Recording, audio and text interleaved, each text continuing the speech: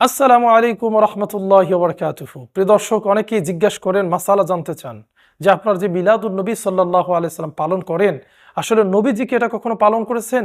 সাহাবায়ে কেরাম পালন করেছেন? কোন হাদিসের মধ্যে নির্দেশ আছে? হ্যাঁ প্রিয় ভাই, অবশ্যই রয়েছে।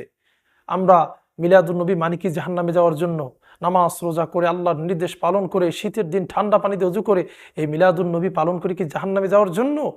নিশ্চয়ই যদি কোরআন হাদিসের মধ্যে এর কোনো অস্তিত্ব না থাকতো, এর কোনো নিষেধাজ্ঞা কেউ দেখাতে পারতো, তওবা করে আমরা ফিরে আসতাম। কিন্তু দেখুন, এই সহিহ মুসলিম প্রথম খণ্ড, এই প্রথম খণ্ডের মধ্যে রাসূল করিম সাল্লাল্লাহু আলাইহি ওয়াসাল্লাম নিজে নিজের জন্মদিন পালনের ব্যাপারে সাহাবায়ে কেরামকে উৎসাহ দিয়েছেন। এই সহিহ মুসলিম প্রথম খণ্ড মূল কিতাবের পৃষ্ঠা নাম্বার হচ্ছে 368 নম্বর পৃষ্ঠা। 368 নম্বর পৃষ্ঠার 1 2 3 4 5 6 7 8 9 নম্বর লাইনের মাঝখান থেকে হাদিসটি শুরু হয়েছে। আমি হাদিসটি আপনাদেরকে পড়ে শোনাচ্ছি। আন আবি কাতাদা রাদিয়াল্লাহু তাআলা আনহু আন্না রাসূলুল্লাহ সাল্লাল্লাহু আলাইহি সাল্লাম সুইলা আন সাওমিল ইসনাইনি ফাকালা ফীহি উলিদতু ওয়া ফীহি উনজিলা আলাইহি।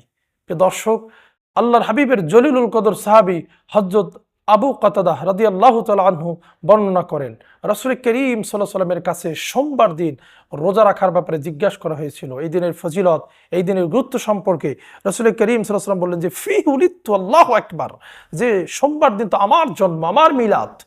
সোমবার রোজার ফজিলত বয়ান করতে গিয়ে নবীজি বলেন যে সোমবার তো আমার জন্ম, ওয়া ফীহি উনজিলা আলাইহি, এবং এই দিনে আমার উপরে কোরআন অবতীর্ণ করা হয়েছে।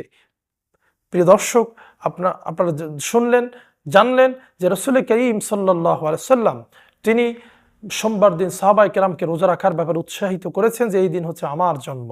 অতএব নবীজি রোজার মাধ্যমে নিজের জন্ম পালন করেছেন। আমরা যদি নামাজ, রোজা, দান, সাদকা, গরিব দুঃখীকে খাবারের আয়োজন, ওয়াজ মাহফিল, দোয়া দরুদের মাধ্যমে এই দিনকে পালন করি, তাহলে সেটা কোনোভাবে নাজায়েজ, হারাম কিংবা বেদাত হতে পারে না।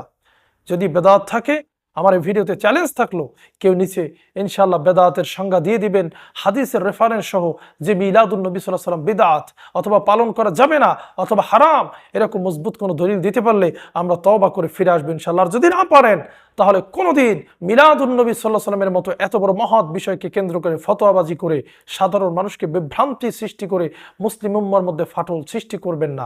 আল্লাহ পাক সকলকে বোঝার তৌফিক দান করুক, আমিন। আসসালামু আলাইকুম ওয়া রাহমাতুল্লাহ।